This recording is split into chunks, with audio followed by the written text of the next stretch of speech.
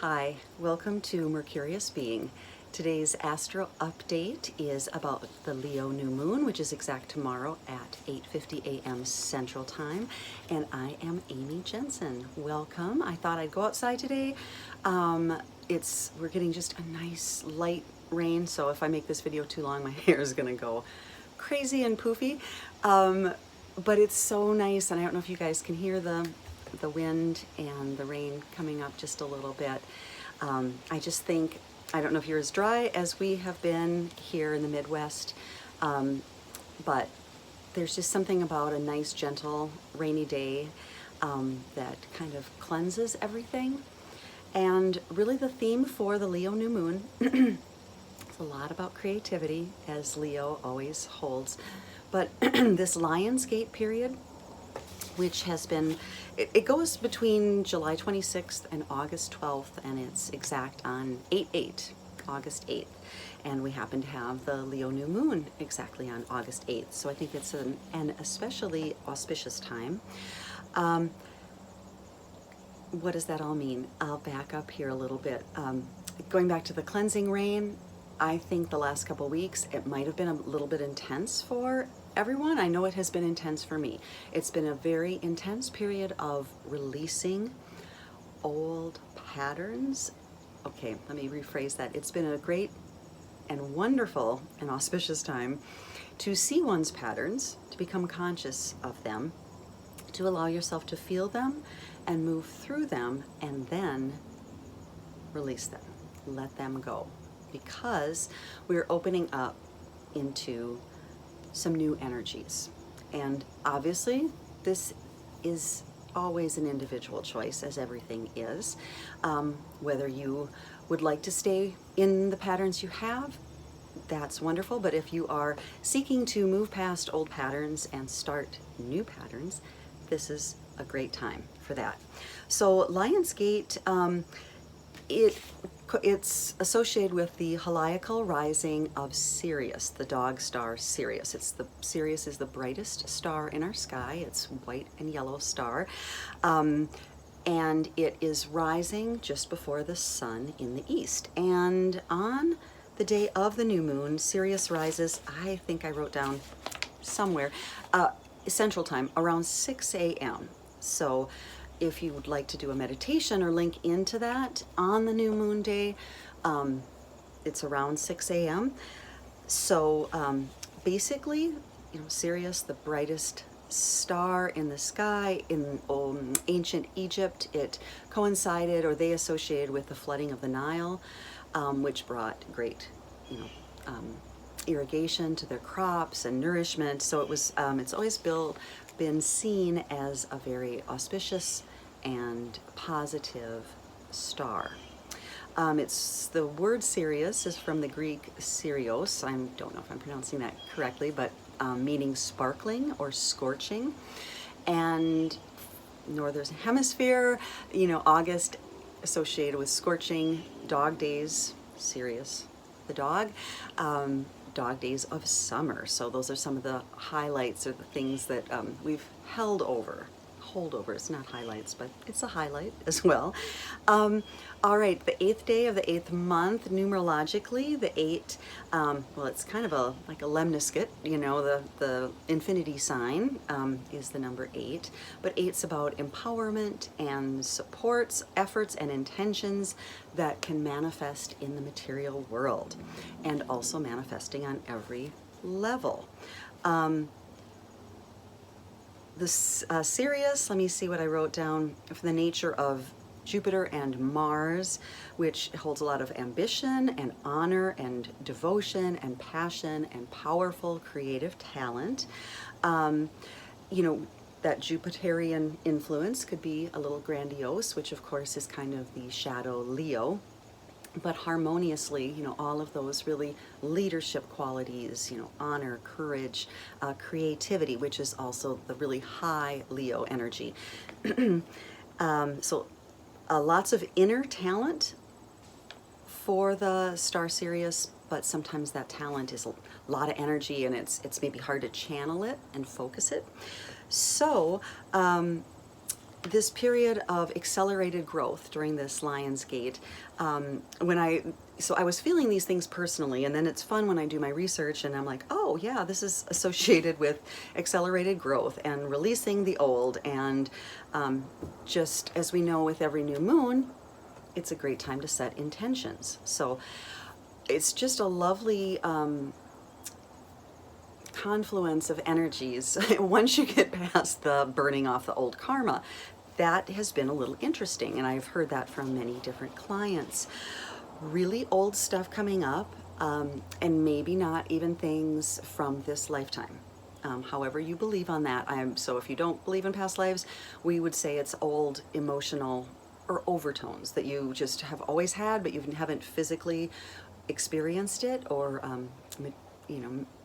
experienced it this lifetime, but you always had those feelings.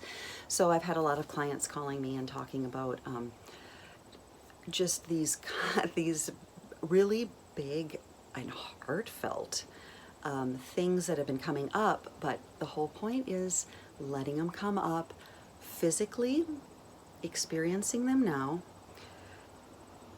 because that allows you to integrate the experiences. If these were things that were, we hold all these emotions in our body, so it might not be rational. It also might be something that if we passed from our last lifetime, abruptly, violently, in a state of dissociation, then we haven't been allowed to process. Not allowed. We didn't have time to process it. I just thought about this last night, so this is something new. I haven't really, this is just me spouting, let me put it that way. So I also have had clients talk about this, and so this made it interesting because I had experienced this kind of like this heightened emotion, things they're working out, and then almost this kind of like a blah, almost like a flat line sort of thing, and it was almost like I connected last night that perhaps processing that moment of leaving the body in a previous incarnation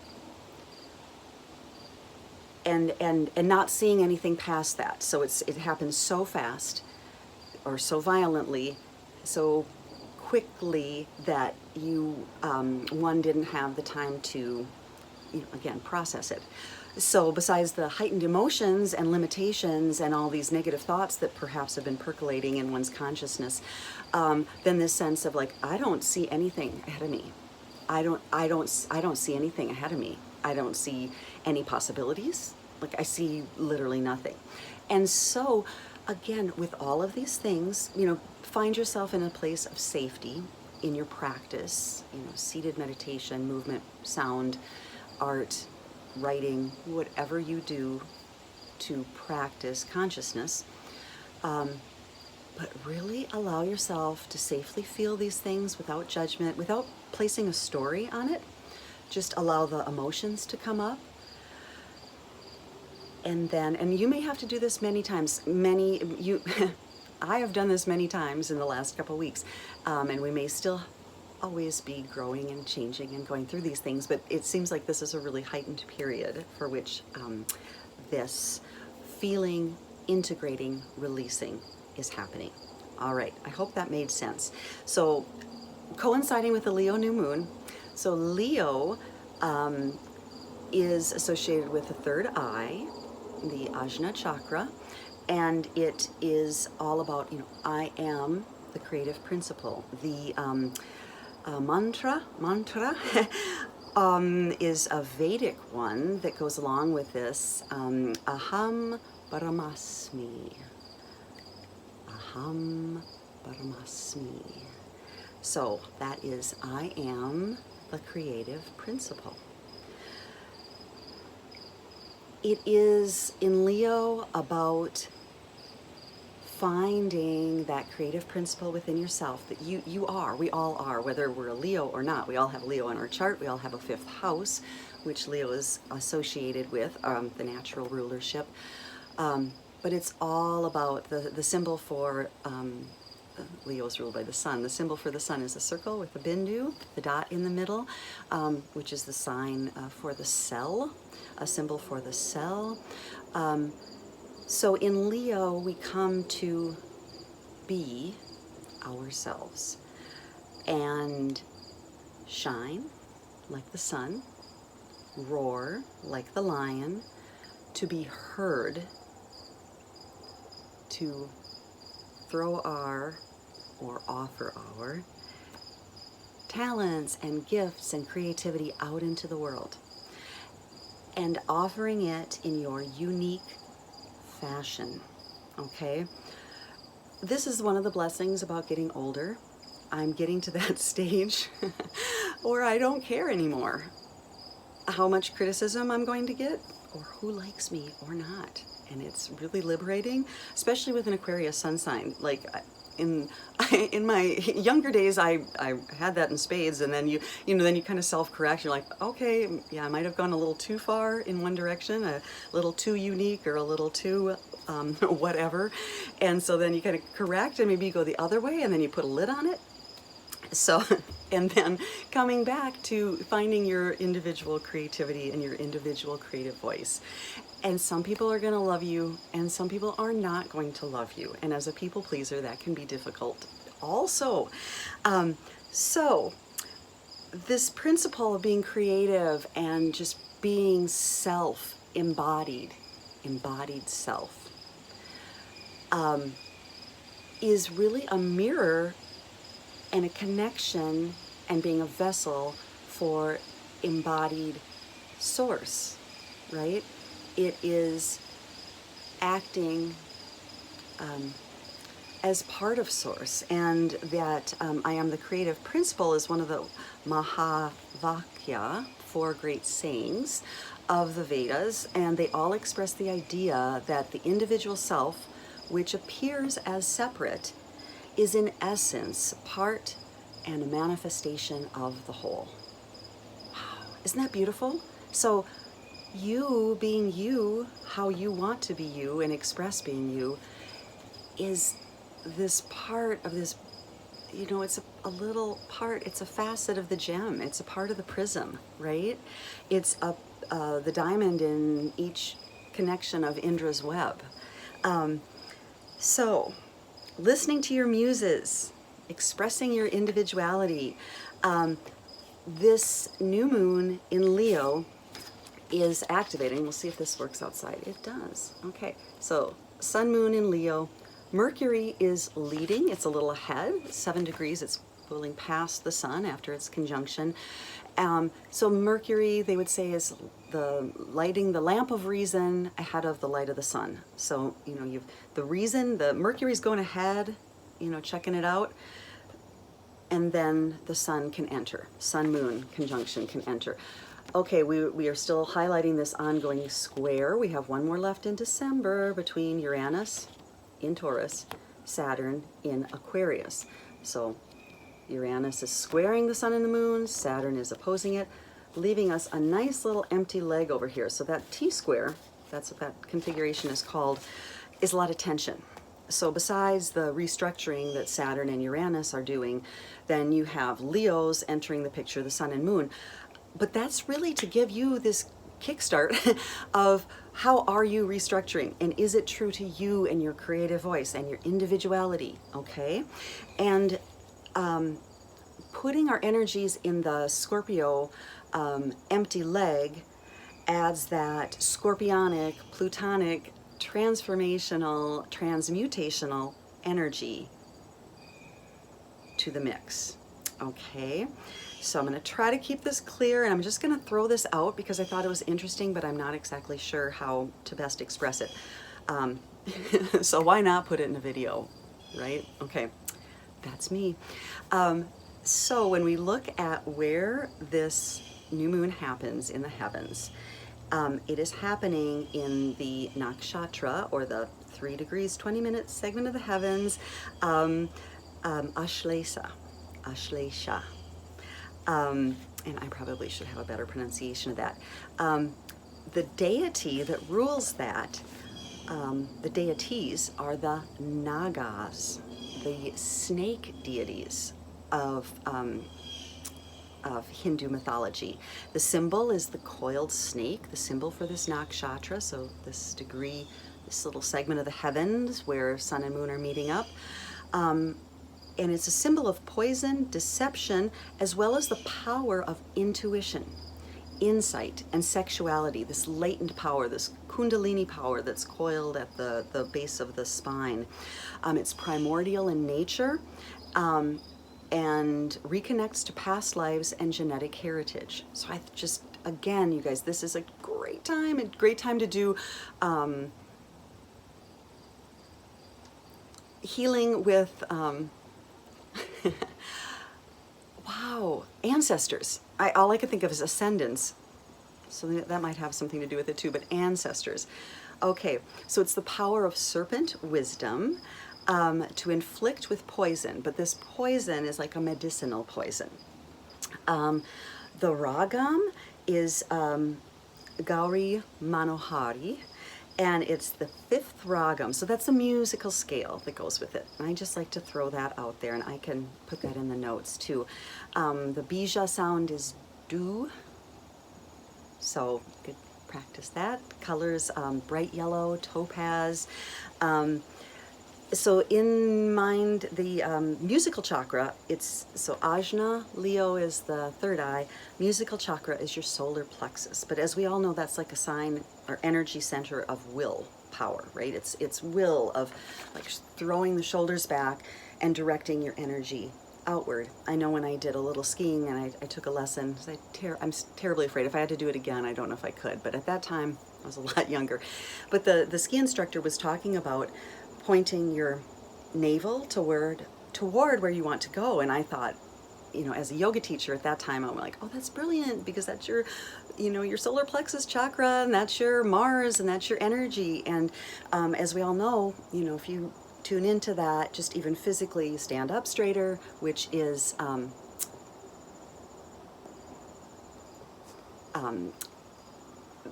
sorry about that. I had to reconfigure something in my phone. So if you stand up straighter, you roll your shoulders back, you know, you speak better.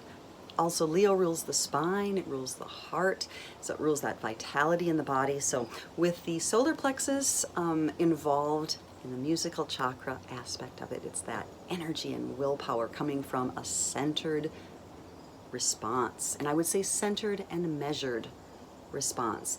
You know, if you know anything, I say if you know anything about lions, because I know so much about lions, but I mean, you do get that image of the male lion. You know, they are obviously so centered in self. They don't do a lot of movement unnecessarily, unlike a squirrel who's just all over the place.